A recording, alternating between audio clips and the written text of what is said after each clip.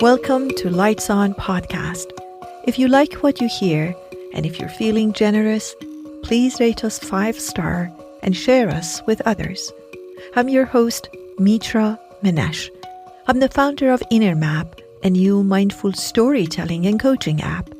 I teach at UCLA's Mindful Awareness Research Center, and for the past 35 years, I've been coaching my brilliant clients on 4 continents to live, love, and lead more mindfully, peacefully, and joyfully at home and at work.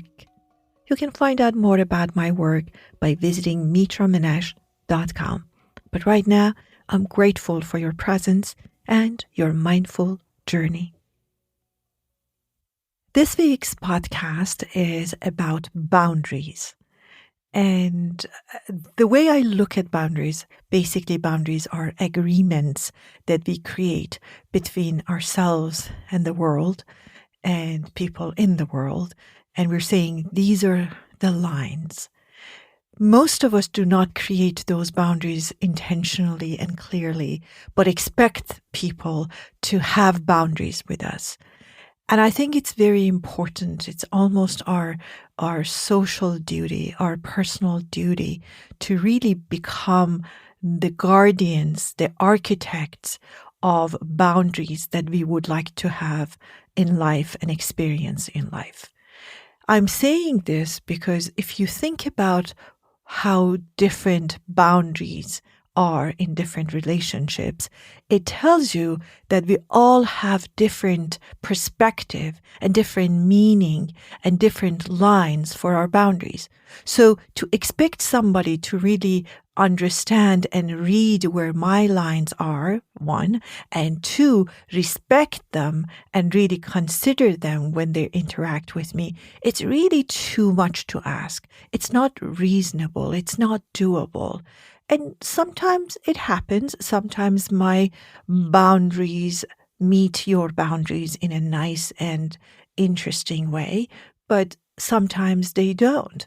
So to make that happen, my suggestion to you is that you take complete charge of the 3 C's of boundaries that I have created. The first one is the creation, the architecture of the design of that boundary. And by the way, boundaries are very sort of versatile when it comes to different relationships.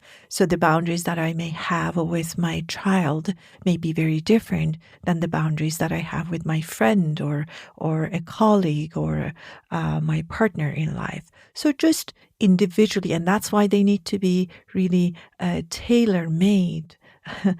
Be tailor-made for every situation. So creation is the first step to boundary and experiencing boundaries. The second C is then it becomes my responsibility to communicate that with people that I'm interacting with, because they're not usually mind readers, and it is my responsibility to tell them after I have created it. The third C, which is extremely important in the really the application of those boundaries, and that is the consistency. They need to see day in and day out that these are my lines, and these are my lines all the time, and they need to understand that. Okay, so when I say that to my clients and my students, they say, but I did that, Mitra, but they still didn't do it.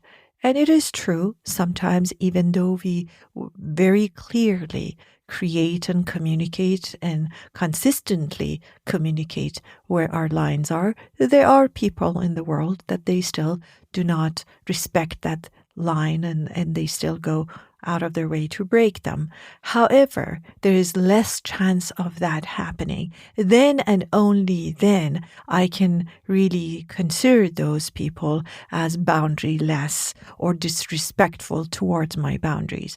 But before I do that, I do not have the right to judge people because, as I said, it's very, very hard to really know where everybody's lines are.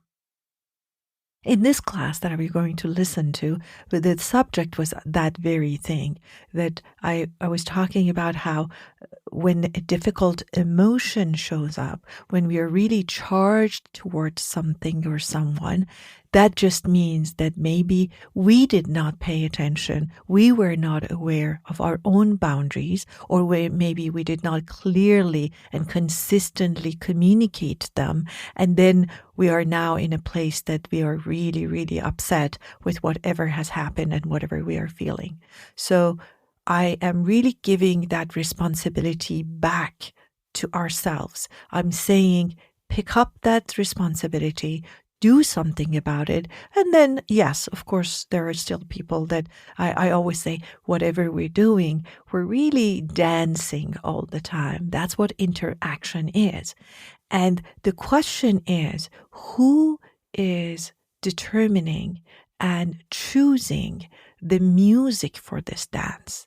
And of course, if I leave that alone, usually it would be the music of the other party, the other person, or other, it could be a workplace, it could be a romantic relationship, it could be a family relationship or social relationship. Whatever it is, I am leaving the music up to them. And then I really react to the music when it's not what I want. So I'm asking you to become responsible for creating and communicating those boundaries. Let's take a listen to the question that I'm answering in the class about boundaries. Yeah, we talked about acceptance is not necessarily agreement, remember?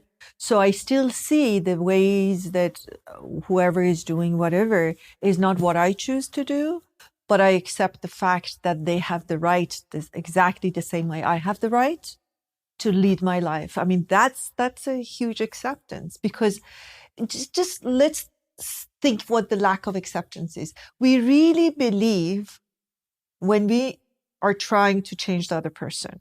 Just think about that. One, I believe that what you're doing is worse than what I'm doing, right? Or your way is worse than mine. Two, I'm saying what I know is what you don't know. There's a lot of ego there. Do you notice? Doesn't it smell like ego? And you may be true, and you know what the next question is. I've heard it before. But what if it's truly bad, Mitra? Everybody hates him. That's what I hear.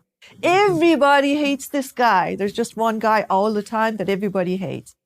Okay, maybe, and you're right. There are things that are morally, legally, whatever, wrong. But the question is, why is it my business to change you? There is a place that I need to do something about because it's my rights that may be being compromised, that I can leave, that I can tell you, and all of these. I mean, I was today talking to somebody who had just come from one of these exercise classes, and she said that she felt that the teacher, who was a male teacher, was inappropriately touching the students. And when he came to touch her, she just stood up and said, please don't touch me. And it was very, charged. So I'm not saying just accept the fact that they're touching you. It's not that. But the question is, accept. And then here was the question. It was very interesting. She said, so I can't believe why other women don't speak. I said, first of all, none of your business. Secondly, maybe they enjoy it. Maybe they don't notice it. Maybe they don't experience it like you do. I'm not representative of women in the world or people in the world, but I am representative of me. I mean, that's when it's not acceptable that you get up and say, excuse me, could you please not do this? But that line gets really... So we talk about activism, which becomes completely different issue. When we're really talking about everyday interactions, where we accept, where we draw the line, and where we don't.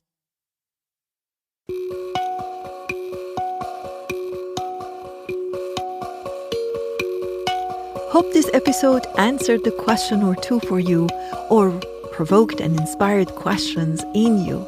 I'm so grateful you showed up and listened up. Until the next time, be well and stay curious.